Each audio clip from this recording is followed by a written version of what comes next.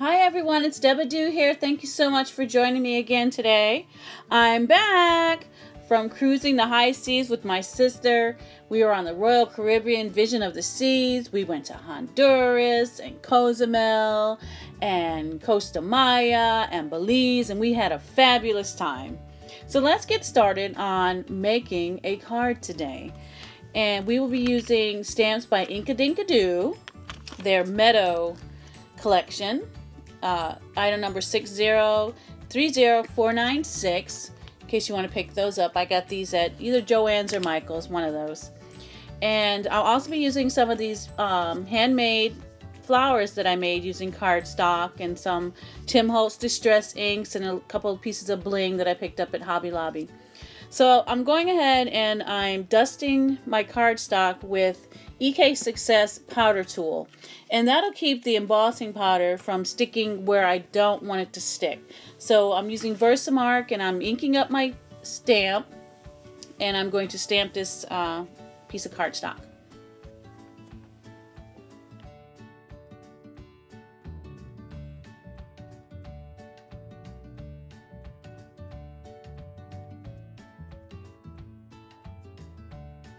So I'm pressing down on the stamp to make sure I get good coverage of the embossing ink, and you'll notice the big bright glare in the middle of the screen. Well, it's rainy out here today, and so there's no natural light, so I had to use the spotlight on my project. So I apologize for that glare. I try to keep the project in the center so it covers up that glare as much as possible.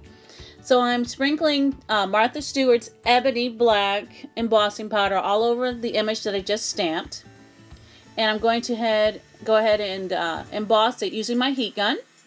And you can see how it goes from flat to shiny. And when we're all done, we'll have a raised, embossed, black stamped image, the stems for our flowers.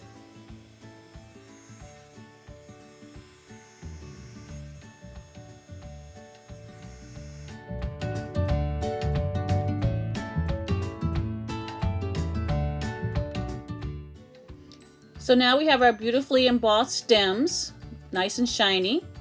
So now I'm going to go ahead and ink the edges of my card with Shaded Lilac from Tim Holtz Distressed Ink collection.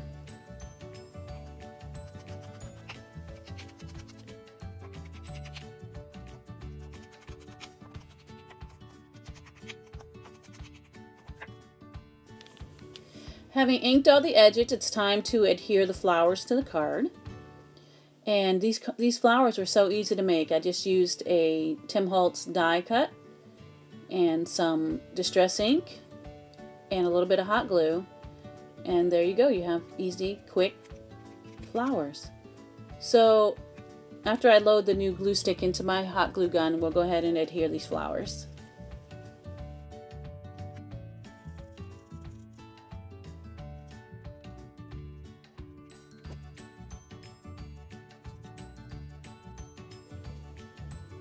So you'll notice down in the right hand corner that I have a little boo-boo. I stamped the sentiment and it came out a little flat. I tried to use different colors. It just didn't come out the way I want it. So I'll fix that in just a little bit. No worries.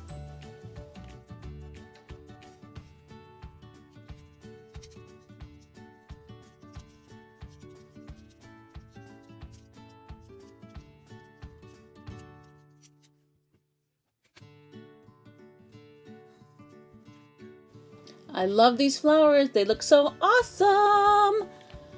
However, that sentiment, it looks whack. We're gonna have to fix that. So I'm taking another piece of cardstock and I'm gonna go ahead and put it into my Misty. Most incredible stamping tool invented. And I'm gonna go ahead and just stamp the sentiment again, just using Memento black ink. And I'm gonna stamp it several times till I get a real intense dark black.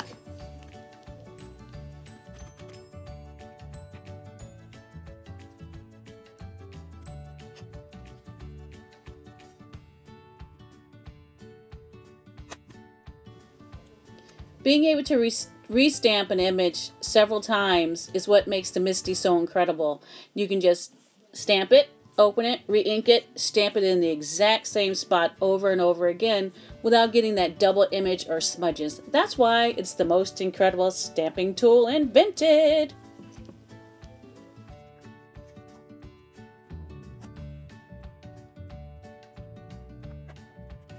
I'm using the Sizzix Big Shot machine and Spellbinder Label 4 die to cut out the sentiment.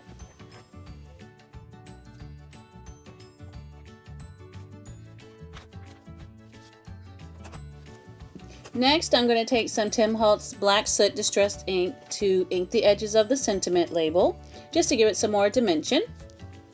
And then I will adhere it to the card using Scotch mounting tape.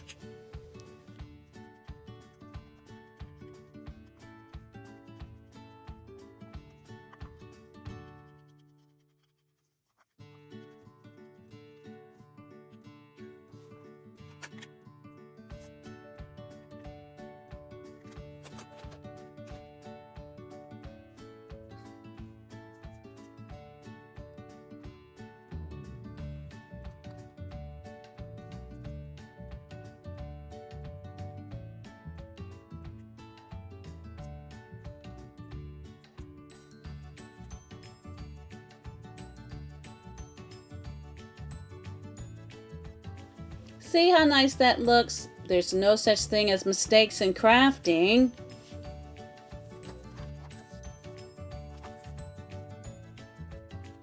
Taking the base of the card, which measures 8.5 by 6 3/8, I am scoring it at the 4.5 inch mark along the long edge, folding it on the crease, and I will burnish the fold using my Martha Stewart bone folder.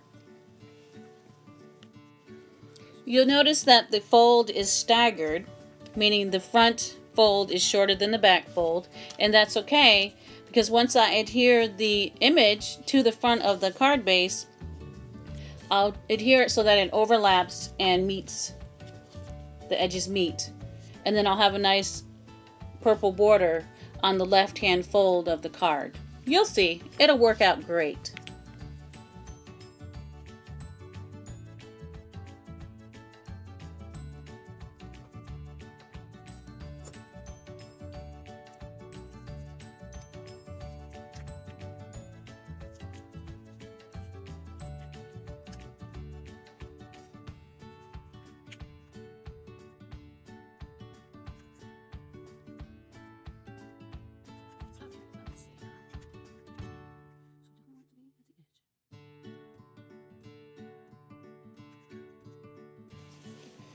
It took a moment to get everything lined up, but it all worked out well.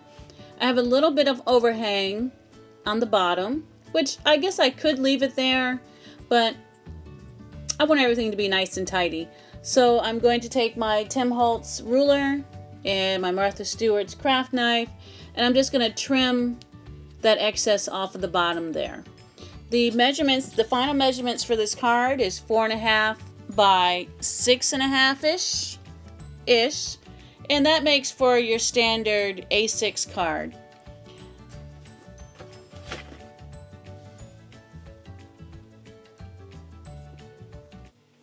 Okay, and so there you have it, the finished card for today. I hope you enjoy. I hope you make this card or something similar, and if you do, please take some pictures and post it to my Facebook page. I'd love to see what you've created. So go ahead, have fun, and I'll see you next time. Bye.